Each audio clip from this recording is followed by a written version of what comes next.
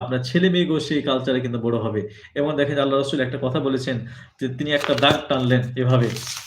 যে একটা দাগ টানার পরে যেখানে এভাবে একটা একদিন দাগ টানলেন। হুম? আমরা যদি দেখাই যে এভাবে একটা দাগ টানলেন। দাগ টানার পরে তিনি এই যে সাইডে বিভিন্ন রকম দাগ টানলেন। এই সাইডে। এভাবে বিভিন্ন রকম দাগ টানলেন। তো এই সাইডে দাগ টানার পরে, হ্যাঁ? এই যে সাইডে বিভিন্ন রকম দাগ টানলেন।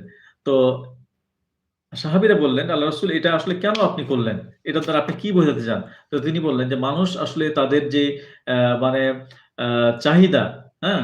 তাদের যে ডিমান্ড, হ্যাঁ? তাদের যে ডিমান্ড, তারা হচ্ছে এই যে তাদের চাহিদা হচ্ছে এত বড়। অর্থাৎ তাদের চাহিদা কিন্তু অনেক বড়।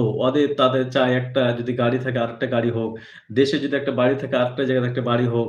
তাদের যদি ৳১,০০,০০০ ইনকাম থাকে ৳২,০০,০০০ কিভাবে হবে? তার যদি ৳৫০ ইনকাম থাকে তাহলে কি সেটা কিভাবে ৳৬০ হবে?